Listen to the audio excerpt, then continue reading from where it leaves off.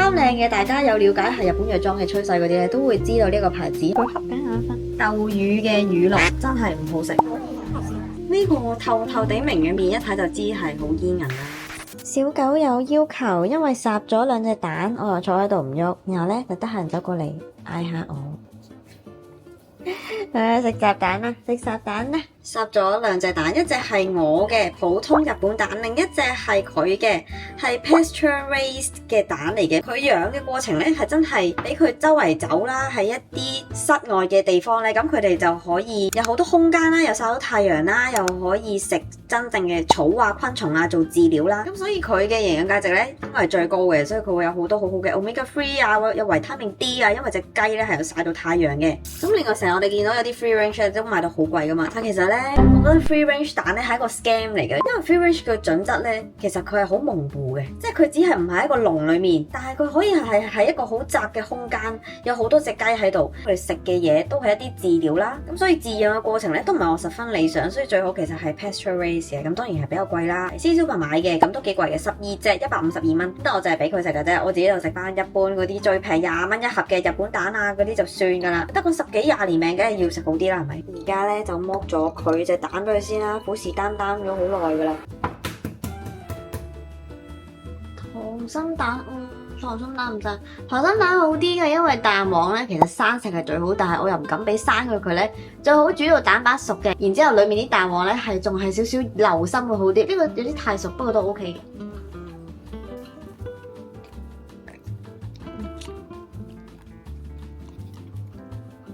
OK， yes，OK， 耶，搞掂，到我啦！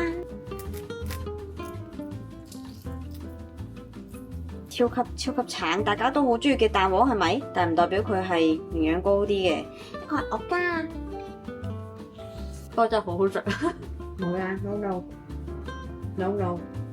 我最近嘅早餐咧都好健康，食咗隻烚蛋啦，跟住而家焗緊2條番薯，再加少少嘅車厘茄。因為前晚實在食得太放肆啦，一早起身又食手抓餅啊，又食即食麵啊，又食飯啊。其實本身咧今個月係諗住拍8月外用推介嘅，但係產品數目真係太少，同埋有時淨係坐喺度拍講係啲咩好用咧都好悶，所以我決定咧加落去個 vlog 度，好似感覺上個畫面更加豐富。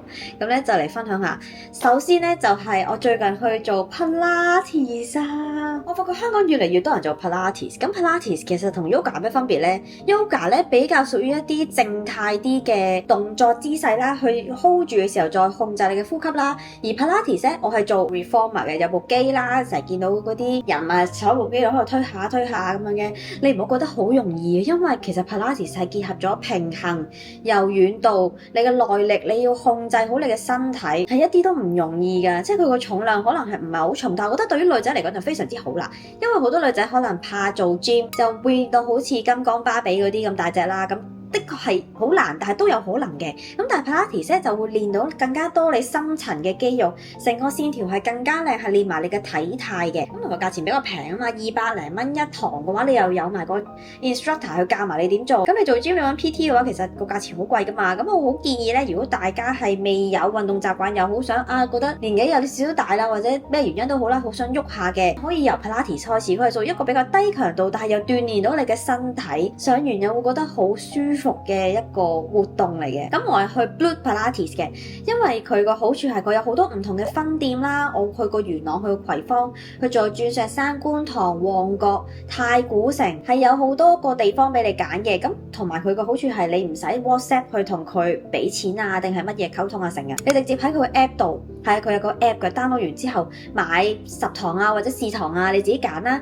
然之後再自己喺個 app 度 book 堂。我覺得呢一點係非常之方便同埋好 update 啊，即係唔再係要喺個 WhatsApp 度成日話我想問呢日有冇堂啊，嗰日有冇堂啊咁樣，其實成個過程係會拉到好長好麻煩噶嘛。所以 Blue Pilates 呢個咧非常之推薦，呢個都係我朋友推薦我試。跟住上一條片我咪介紹咗 Breathe Up 佢哋嗰個後生元同埋佢哋嗰個綠性太甘草修護精華嘅嗰個 combo 嘅。3條片唔係廣告，上一條片係合作嘅。知道好多人見到合作片咧就會唔想睇啦，覺得一定係假嘅咧效果，但係真係唔係，佢哋真係好用。佢好用嘅地方係我覺得好啱香港嘅天氣，混合性嘅肌膚啦，因為我哋其實好煩㗎，T 字位會出油啦，但係面又會乾啦，有時候用 gel 得滯嘅嘢咧又唔夠保濕，但係用 cream 咧又會覺得太油喎。但係佢嗰個 gel 養膚型霜嗰個 gel moisturizer 係真係啱啱好滋潤到，保濕得嚟又唔會起擦紙膠碎，但係又唔會覺得好立，又唔會覺得太清爽，係非常之好用。同埋個修護精華，我覺得係幾有效果嘅，因為我自己本身皮膚咧係真係幾麻煩嘅，係會偶爾無啦啦有啲敏感啦，即係可能泛紅啊，有少少啲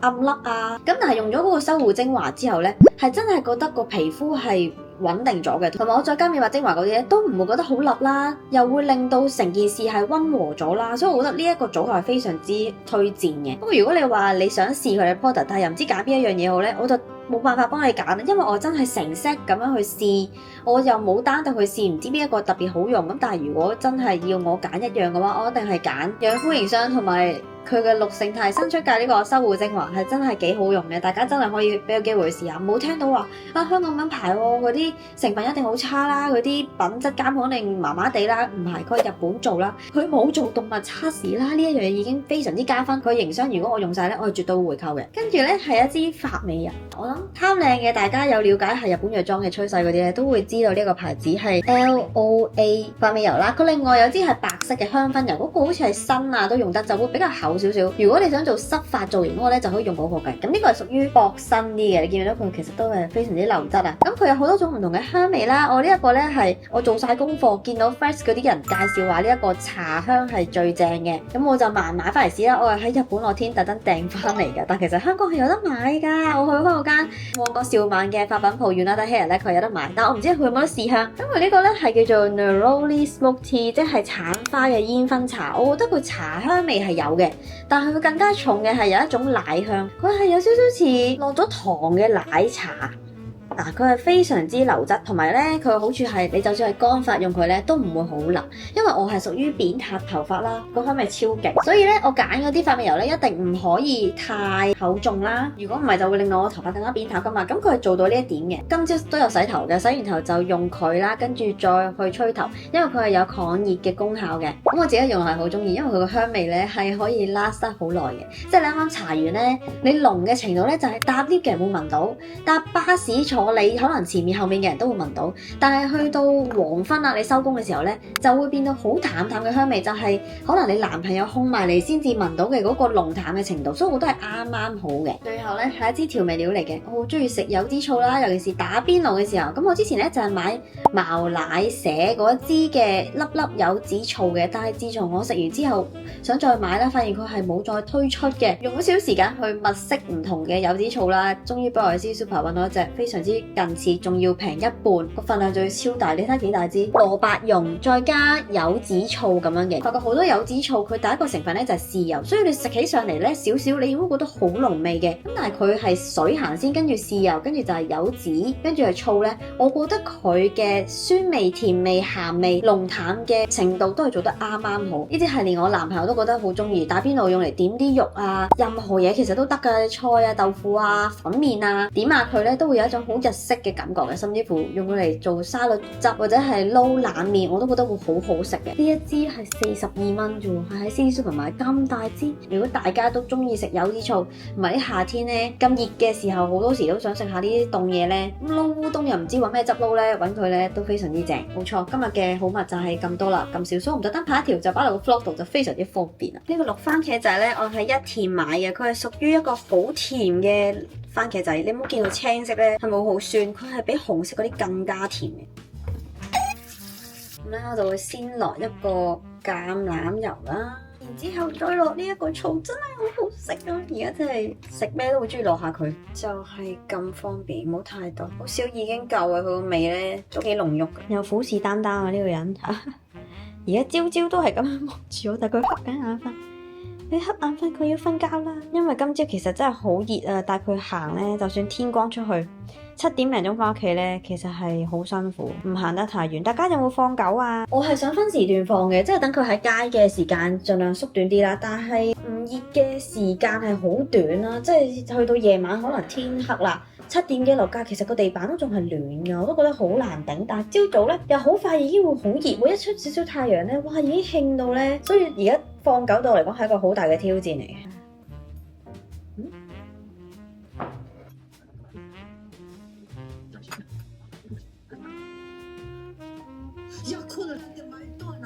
괜히 우리 여리 씨한테 할매가 이상하면 어떡해.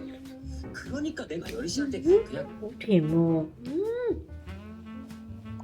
你睇下佢隻耳仔，因為佢都好中意食番薯。頭先用咗1分鐘嘅時間同佢衝咗落去樓下小便，因為佢係一隻唔會喺屋企小便嘅狗仔。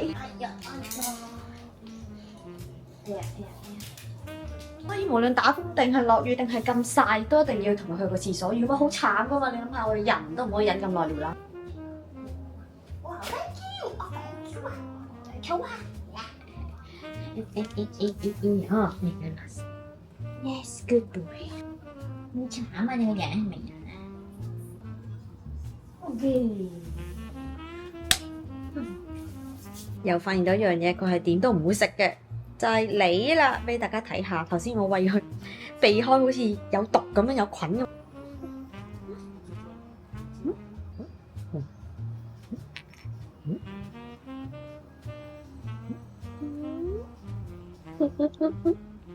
頭先我就係嘗試擺粒梨喺佢隻手度，佢即刻縮起咗，好似隻貓咁樣。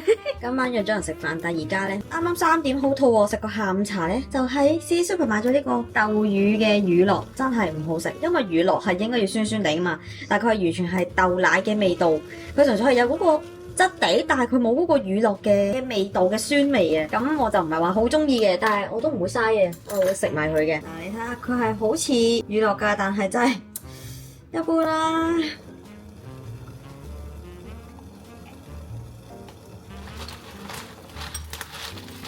跟住咧就加1羹呢啲 chia seed 嘅茶匙仔嘅份量，呢個就係我嘅下午茶啦。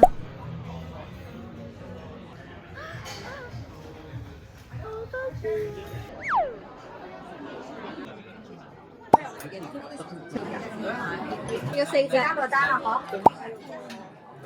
呢個好似唔差㗎，佢個蝦球好大粒㗎。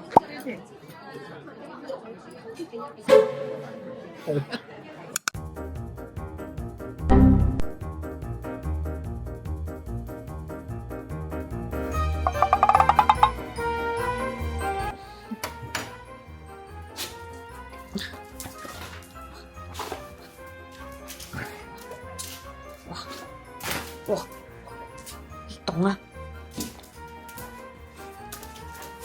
做咩啫？呢個啊，唔係出街喎，唔係出街喎，唔係出街喎，唔係出街喎。呢個啊，呢個啊，喂，你冷靜啲好嘛？係啦，唉，哇！而家去葵芳做 Pilates 啊！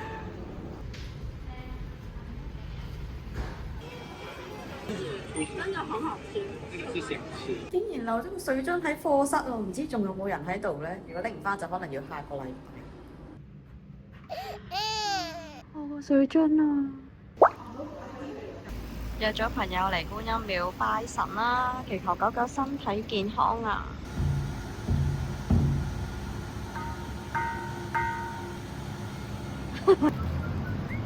翻嚟打時間梗係要放狗啦！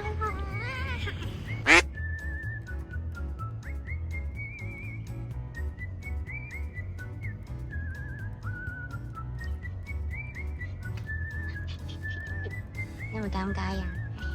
琴日行 CC Super 買咗呢一個盛江冷麵啦，呢排好似好興呢個盛江冷麵，咁佢係雞白湯味嘅。我而家咧就嚟準備下一啲雞柳啦，浸水，跟住就咁烚烚佢，整成絲啦，烚蛋啦，有出嚟茄啦，仲有脆瓜嘅雞柳咧，我就會揾少少鹽水去浸一浸佢啊，等佢快啲解凍。佢哋烚埋今日整鮮食俾狗狗嗰啲西蘭花船，費事再切脆肉啦。講咧係咪好似提子？佢係車厘茄嚟㗎，好好食㗎呢個，記得要買。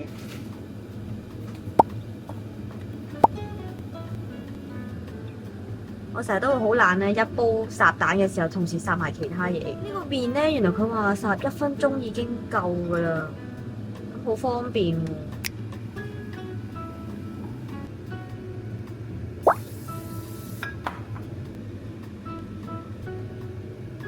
如果用紅色嘅車厘茄會靚啲，而家成碗嘢好濃啊！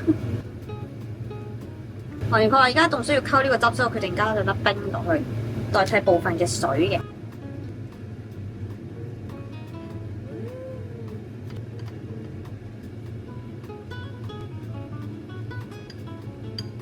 150呢，大概應該係咁樣啦。跟住咧就嚟倒呢個靈魂雞湯啦，有雞白湯嘅，唔係白色嘅喎，白字啊！哇，好啊！哇，真係雞湯味。仲有另外呢一個不知名嘅綠醬，聞下先。哦，酸酸地咁樣嘅喎，好似幾好啊。跟住咧仲會有呢一隻蛋，哦，小糖心啦。側邊呢個好值得影低佢，我先影埋佢喎，影佢先。多謝你嘅合作。呢個就係今晚嘅勝哥冷麵啦，但係咧係要撈勻啲汁先嘅，所以擺得咁靚咧係冇用噶，你最尾都係要破壞佢噶。呢個透透地明嘅麵一睇就知係好煙韌啦。加咁多料，呢個麵其實幾好喎，我覺得，因為可以加你自己中意食嘅嘢，佢有個汁俾你，又涼涼地，即係而家天氣咁熱咧，食呢啲係會好正嘅。食咗個菜先，睇下其實係唔應該加咁多水咧，可能好淡。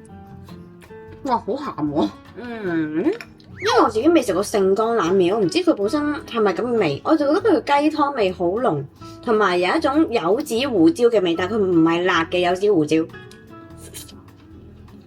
哇！但係呢個麵質非常堅啊，煮1分鐘就搞掂，我覺得好正喎咁樣。但係我嫌佢汁唔夠酸啊，我落少少柚子醋啫，因為我自己覺得咧冷麵係要酸酸地先開胃。呢個就係之前介紹嘅柚子醋，係啦，好萬能咧，都係撈麵都可以食噶啦。倒少少落去，唔好太多。哇！佢香味即刻唔同晒，呢個柚子汁真係無敵。咁先係咁啦，哇！但係真係要加咗嗰個柚子醋先至好食喎，如果唔係就得個鹹咯，就冇乜開胃嘅味道。同埋咁整好方便，其實我由頭到尾就係用同一杯水去淥所有嘢。再落翻先，呢個我應該可以稱為夏天嘅懶人料理啊，超級終極懶人料理啊！同埋佢又低脂啊，雖然佢好高澱粉質，但係係一個好舒服、好清爽嘅冷麵。你睇下幾慘，又喺度等，頭先先食完，又帶佢行完街。其實我而家每一日咧都係帶佢出完去處理好大概，我先至自己整嘢食。但佢永遠都係會坐喺度望住我。你係咪食咗咧？你想點咧？我想點咧？大個鼻啊！